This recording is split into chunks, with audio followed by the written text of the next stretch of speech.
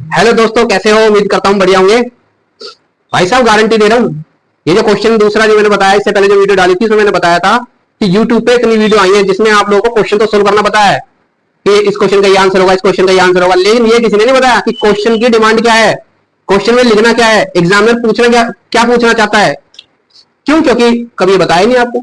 जैसे आपके क्वेश्चन के लास्ट में लिखा है विस्तार पूर्वक, कि क्वेश्चन का आंसर तो विस्तार पूर्वक बताइए। किसी भी क्वेश्चन के लास्ट में लिखा है विस्तार पूर्वक बताइए।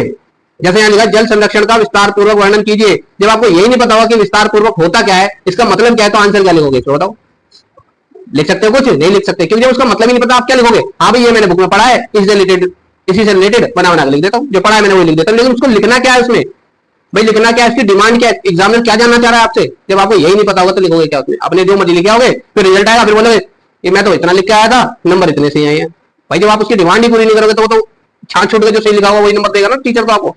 देखो, अब मैं इसके बारे में बता रहा हूँ आपको। ये मेरी सेकंड वीडियो है। इससे पहले भी एक टॉपिक में मैं बता चुका हूँ। ऐसे 14 टॉपिक्स होते हैं जिससे क्वेश्चन पूछा जाता है। 14 पॉइंट होते हैं ऐसे। मैंने सबकी मैं एक एक वीडियो बनाता रहूंगा, देखते रहना, समझ में आ जाएगा सब।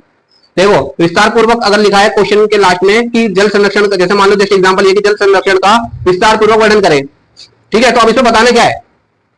जब क्वेश्चन में लिखा हो विस्तार पूर्वक समझाइए, विस्तार पूर्वक वर्णन कीजिए, ये लिखा है विस्तार पूर्वक समझाइए, विस्तार पूर्वक वर्णन कीजिए, विस्तार पूर्वक लिखिए, तो उसकी डिमांड होती है कि आप सिर्फ एक या दो लाइन नहीं बल्कि पूरा एक्सप्लेनेशन दे। क्या करें? पूरा एक्सप्लेनेशन दे।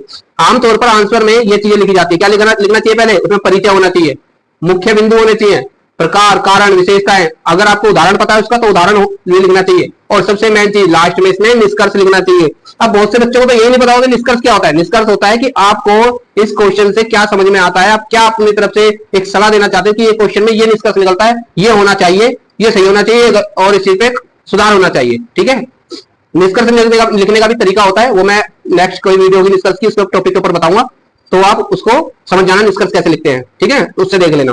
अभी फिलहाल जिसकी बात कर रहा हूं वो बताऊंगा मैं कि विस्तार पूर्वक का मतलब क्या होता है, कैसे आंसर लिखते हैं। अब देखो, जैसे ये लिखा है कि जल संरक्षण का विस्तार पूर्वक वर्णन करें, ये क्वेश्चन दे दिया, एक एग्जांपल है, तो गलत तरीका क्या है? संक्षिप्त उत्तर, छोटा सा आंसर लिख दिया, जल बचाना चाहिए, ये गलत हो गया। क्या हो गया? गलत। ऐसे नहीं लिखना है आपको। क्या बताना है? सही तरीका पूरा बताओ कि जल संरक्षण क्या है, पहले उसके बारे में बताओ, उसकी डेफिनेशन बताओ, फिर इसकी आवश्यकता क्यों है हमें जल संरक्षण करने की, इसके क्या क्या तरीके हैं, इसके लाभ क्या होंगे, और इससे क्या निष्कर्ष निकलेगा, ये सब लिखना होता है। ठीक है, परिचय, मुख्य बिंदु, कारण, विशेषता, उदाहरण और निष्कर्ष।